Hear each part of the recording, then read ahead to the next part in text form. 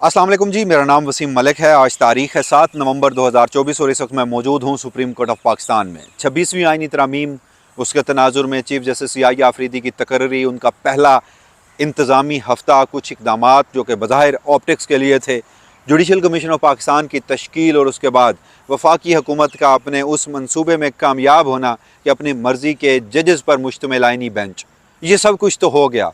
मगर उसके बावजूद भी आज के रोज़ सुप्रीम कोर्ट ऑफ पाकिस्तान से कुछ बड़ी ख़बरें सामने आ सकती हैं। वजह आज के रोज़ होने वाले 3 अहम तरीन इजलास हैं। उनमें से एक इजलास अब से कुछ देर कबल शुरू हो गया। जब मैं वीडियो रिकॉर्ड कर रहा हूँ 2:43 हो चुके हैं और ये इजलास जो है ये अब तक जारी है। और ये आज का अहम तरीन इजलास इस वजह से है कि ये इजलास इर्द गिर्द घूमता है बराह रास्त इमरान खान के, पाकिस्तान तहरीक इंसाफ के कारकुनों के और 9 और 10 मई के वाक़यात के। जबकि जो दूसरा इजलास है वो भी आज के रोज़ होना है और उस इजलास की अहमियत इसलिए है कि ये इजलास वजह बना जस्टिस मंसूर अली शाह और जस्टिस मुनीब अख्तर की नए चीफ जस्टिस याहिया आफरीदी से लड़ाई की।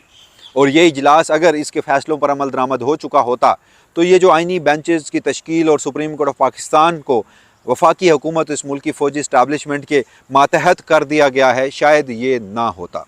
और तीसरा इजलास उसी आइनी बेंच के तनाजुर में जो उनकी अपनी प्रैक्टिस एंड प्रोसीजर कमेटी है कि ये आइनी बेंच अब मुकदमात कौन कौन से और कब कब सुनेगा, उसका इजलास है। जी हाँ, मैं बात कर रहा हूँ सुप्रीम कोर्ट के उन 3 इजलासों की, जिनमें एक इंसदाद दहशतगर्दी अदालत के जो इंतज़ामी जजेस जिनको बुलाया गया था जस्टिस याहिया आफरीदी की जानिब से, जबकि दूसरा इजलास प्रैक्टिस एंड प्रोसीजर उस कमेटी का जो अब जस्टिस मुनीब अख्तर को निकाल दिया गया, जस्टिस अमीनुद्दीन खान को उसमें शामिल कर लिया गया, supreme court practice and procedure committee है। जबकि जो तीसरा इजलास है मुमकिना तौर पर वो जो आइनी बेंचेस बने हैं, आइनी बेंचेस के अंदर जो उनकी अपनी प्रैक्टिस एंड प्रोसीजर है, जिनकी सरबराही जस्टिस अमीनुद्दीन खान कर रहे हैं, और इस आइनी बेंच ने फ़ैसला करना है आज के इजलास में कि सुप्रीम कोर्ट ऑफ पाकिस्तान के इस आइनी बेंच के सामने 26वीं आइनी तरमीम के मुकदमात होंगे, फ़ौजी अदालतों के मुकदमात होंगे, जो मखसूस नशिस्तों का रिव्यू है उनके मुकदमात होंगे, या वो तमाम तर आइनी मुकदमात, और उनमें से सबसे पहले कौन सा सुना जाएगा। यकीनी तौर पर 26वीं आइनी तरमीम भी हो सकती है। तो ये तमाम तर तफसीलात जो हैं आज की इस वीडियो में आपके सामने रख देता हूँ। सबसे पहले हम बात कर लेते हैं जो प्रैक्टिस एंड प्रोसीजर कमेटी का इजलास है। उसके बाद फिर जो 9 मई और 10 मई इमरान खान, पाकिस्तान तहरीक इंसाफ, इंतज़ामी जजेस, इंसदाद दहशतगर्दी अदालत, उनकी कारकर्दगी रिपोर्ट, उस पर बात करेंगे कि मुमकिन तौर पर क्या हो सकता है। 31 अक्टूबर की एक कहानी है कि जस्टिस मंसूर अली शाह मुल्क से वापस आते हैं।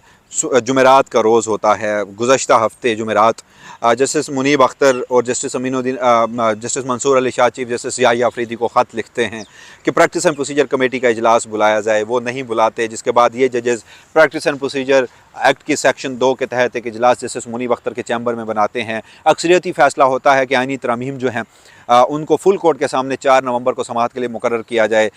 ये फ़ैसला जो है वो चीफ जस्टिस याहिया आफरीदी नहीं मानते, उनका रजिस्ट्रार ऑफिस नहीं मानता। यूँ एक पहली कानूनी खिलाफ वर्जी के मुर्तकिब ठहरते हैं जस्टिस याहिया आफरीदी। लेकिन अगर इस सब को एक साइड पे भी रखा जाए तो इस वक्त जो एक बहरान है उससे जो निकलने का रास्ता जस्टिस मंसूर अली शाह और जस्टिस मुनीब अख्तर ने जस्टिस याहिया आफरीदी को दिया था, तो अगर उस पर अमल दरामद होता तो उससे बड़ी बखूबी निकला जा सकता था। और फिर उसके बाद हमने देखा कि जस्टिस याहिया आफरीदी ने कानूनी खिलाफ वर्जी का मुर्तकिब होते हुए उन 2 जजेस का फ़ैसला नहीं माना, इजलास कमेटी का जो हुआ वो भी नहीं माना, मगर फिर अगले ही रोज़ वफाकी हुकूमत जो है उन्होंने जस्टिस याहिया आफरीदी पर ही अदम एतमाद कर दिया।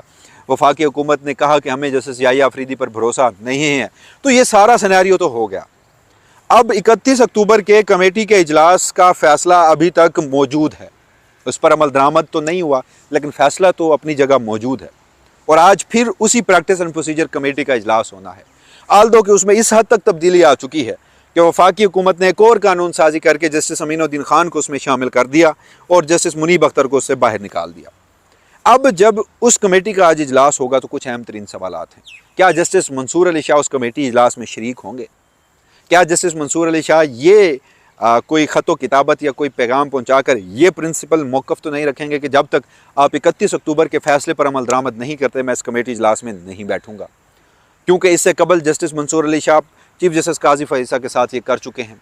और फिर जस्टिस मंसूर अली शाह अगर बैठेंगे तो क्या वो फ़ैसला आज के रोज़ कमेटी की जानिब से अक्सरियती जस्टिस याहिया आफरीदी और जस्टिस अमीनुद्दीन खान उस 2 रुकनी कमेटी के फ़ैसले को अंडू कर सकते हैं? उस पर जस्टिस मंसूर अली शाह का मौक़िफ़ क्या होगा?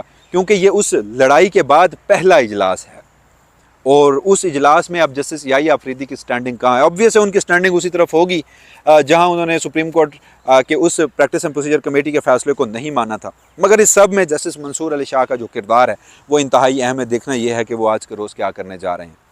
अब आ जाते हैं ज़रा इंसदाद दहशतगर्दी अदालत के इंतज़ामी जजेस को बुलाने की। चीफ जस्टिस याहिया अफरीदी ने हल्फ लिया। हल्फ लेने के बाद उन्होंने दो अहम तरीन इजलास बुलाए।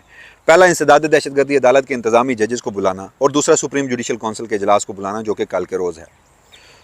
और फिर उसमें जस्टिस याहिया अफरीदी ने इंसदाद दहशतगर्दी अदालत के जजेस का इजलास क्यों बुलाया? अब जब इजलास आज हो रहा है, उनको कारकर्दगी रिपोर्ट के साथ बुलाया गया था। जब वो कारकर्दगी रिपोर्ट आएगी तो उसमें तो 9 और 10 मई के मुकदमात होंगे। उनमें तो इस मुल्क की फ़ौजी इस्टेब्लिशमेंट, बिलखसूस खुफिया एजेंसी ISI और दीगर जो एजेंसीज़ हैं उनका अदालत में मुदाखलत होगी। अपनी मर्ज़ी के जुडिशल आउटकम्स के लिए अपनी मर्ज़ी के फ़ैसले मानेंगे और ये तमाम तर चीज़ें हम ऑन रिकॉर्ड हैं। और दूसरा इसमें अहम तरीन बात वो ये भी है कि कानून के मुताबिक तो जो इंसदाद दहशतगर्दी अदालतों ने फ़ैसले करने थे उनमें तो अब गालबन कोई 400 से भी ज़्यादा दिन गुजर चुके मगर फ़ैसले नहीं हुए। तो क्या उससे मुताल्लिक भी बातचीत होगी? तो अगर तो जस्टिस याहिया अफरीदी जो अब तक लगा कि वो जो कुछ भी कर रहे थे पहले एक हफ़्ते में वो ऑप्टिक्स के लिए था, या उन्होंने सहूलतकारी की है, या शिकस्त तस्लीम किया है, या फिर सरेंडर किया है, तो आज वो अगर इंतज़ामी जजेस को ये हिदायत दें, फौजदारी कानून के माहिर जज हैं, कि आइन और कानून के मुताबिक फ़ैसला हो और जल्द फ़ैसला हो, तो 9 और 10 मई में ये जो कहा जा रहा था प्रेस कॉन्फ्रेंस करके कि इररिफ्यूटेबल एविडेंसेस हैं, 9 मई जोड़ा जा रहा था मुल्क दुश्मनी और इदारे में बगावत के, लेकिन दहशतगर्दी तक आज तक साबित नहीं हो सकी। एक मुकदमा आया था यहाँ सुप्रीम कोर्ट ऑफ पाकिस्तान में रावलपिंडी के हमजा कैंप से मुतालिक। इस वक्त प्रोसिक्यूशन जो है पंजाब की, उनके पास सिवाय वो जो एक किसी भी एरिया की जियो फेंसिंग करके उसमें शामिल जितने भी लोग हैं उन्होंने नामजद कर दिया गया, उसके अलावा कोई सबूत मौजूद नहीं है। ये पिछले दिनों रावलपिंडी का एक और केस था, उसमें चालान जो है वो अब आके जमा हुआ है, 1 साल से ज़्यादा अरसा गुजर चुका है। तो जस्टिस याहिया अफरीदी जो हैं, अगर तो वो कहें अभी तक तो वो शायद इस मामले में भी इस फौजी इस्टेब्लिशमेंट और वफाकी हुकूमत की सहूलतकारी करें, लेकिन ये कहना कबल अज़ वक्त है। मुमकिन तौर पर एक आर्गूमेंट ये भी हो सकता है कि वो 26वीं आईनी तरमीम को उनकी रूह के ऊपर अमल दरामद करने के लिए यही कुछ कर सकते थे। जस्टिस मंसूर अली शाह और जस्टिस मुनीब अख्तर जो थे वो फैसले में गलत थे। एक जो आर्गूमेंट है वो ये आ सकता है। तो वहीं पर फिर आज अगर उन्होंने ATC के इंतज़ामी जजेस को कहा कि मेरिट्स के ऊपर फैसले हों, तो फिर वो बराह रास्त इमरान खान, बुशरा बीबी, PTI के कई बड़े नाम जो 9 मई में मुलव्वस हैं, उनके कारकुनान और फिर 9 मई के जो सारे केसेस हैं वो उसके इर्द गिर्द घूमता है। तो उस पर वो क्या डायरेक्शंस देते हैं, ये सबसे अहम होगा। इजलास इस वक्त जारी है, तमाम इंतज़ामी जजेस जो हैं वो शरीक हुए, रिकॉर्ड के हमरा आए हैं। इजलास के बाद की क्या सूरत हाल निकलती है वो भी इसी प्लेटफॉर्म से हम आपको आगाह करेंगे। जबकि जो तीसरा अहम तरीन इजलास है वो उस आइनी बेंच जो कि जुडिशल कमीशन ऑफ पाकिस्तान की जानिब से, अधूरे जुडिशल कमीशन ऑफ पाकिस्तान की जानिब से, जिसे मैं गैर आइनी जुडिशल कमीशन ऑफ पाकिस्तान कहता हूँ, कि आइन की मंशा है कि 13 मेंबर पूरे बैठे, 12 मेंबर आके बैठ गए और उस पर जब एक रुकन ने एतराज़ किया तो फिर वोटिंग से उस एतराज़ को रद्द कर दिया गया। आइन की मंशा 13 जजेज हैं, वहाँ पर किसी रुकन की वोटिंग मैटर नहीं करती।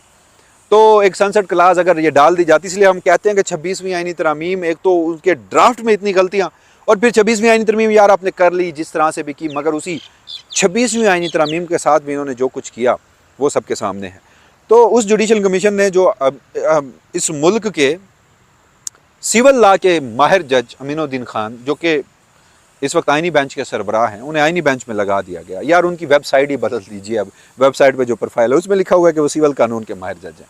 अब वो आइनी बेंच के मुकदमात सुनेंगे। बहरहाल वो एक कमीशन बन गया, बेंच बन गया। अब उस बेंच की अपनी प्रैक्टिस एंड प्रोसीजर कमेटी है, यानी justice Aminuddin Khan supreme court practice and procedure committee में भी इनपुट देंगे, सुप्रीम कोर्ट भी चलाएंगे, वहीं वो आइनी बेंचेस को भी चलाएंगे कि कौन सा मुकदमा कब फिक्स होना है। इसलिए मैं कह रहा हूँ कि जस्टिस याहिया अफरीदी ने खुद अपने फैसलों से अपने हाथ काटे हैं और वो तारीख के बेख्तियार तरीन चीफ जस्टिस बन चुके हैं। सुप्रीम कोर्ट के अंदर एक और ताकतवर सुप्रीम कोर्ट जो है वो बना दी गई है और इसीलिए जस्टिस अमीनुद्दीन खान को सुपर चीफ जस्टिस का नाम दिया जा रहा है। तो उन्होंने फैसला करना है। आइनी बेंच के सामने मुकदमा जो हैं, सबसे पहले तो आइनी तरामीम के मुकदमा वो सुनेंगे, और अगर वो सुनेंगे, वो उसको फिक्स करेंगे, तो जो दरख्वास्त गुजार हैं वो आके इस बेंच को मानेंगे नहीं मानेंगे, ये दिलचस्प होगा आने वाले दिनों में। ये फिर फैसला क्या देते हैं, ऑब्वियस है फैसला तो पहले से इस बेंच को देखते हुए हुकूमत के हक़ में आएगा। दूसरा मखसूस नशिस्तों का केस है, फुल कोर्ट का फैसला ये बेंच बैठ के कैसे सुनेगा, ये एक बहुत बड़ी हर्डल है, इसको कैसे तय किया जाएगा। तीसरा फौजी अदालतों का केस है और बाकी भी जितनी नौयत के अहम तरीन आइनी मुकदमात हैं। तो उस हवाले से आज का दिन खासा अहम है सुप्रीम कोर्ट ऑफ पाकिस्तान में। एक तरफ वफाकी हुकूमत और इस मुल्क की फ़ौजी इस्टेबलिशमेंट ने सुप्रीम कोर्ट के ऊपर मुकम्मल कंट्रोल हासिल कर लिया है, लेकिन उसके बावजूद भी जो डाइसेंटिंग वॉइसेस हैं, justice Munib Akhtar, justice Mansoor Ali Shah, justice Ayesha Malik, justice Athar Minallah, justice Shahid Waheed और दीगर जजेस, एक तो सवाल ये है कि वो क्या करेंगे, वो खामोश रहेंगे और इसी तरह अपनी नौकरी पक्की करेंगे, या फिर उस हवाले से कोई अहम तरीन इकदाम भी उठाए जा सकते हैं। और बिलखसूस आज के इजलासों में क्या कुछ अहम होने जा रहा है, जो भी होगा फिर वसीम मलिक अपने इसी प्लेटफॉर्म से आपको आगाह रखेगा। तब तक के लिए मुझे दीजिएगा इजाज़त। अल्लाह निगहबान।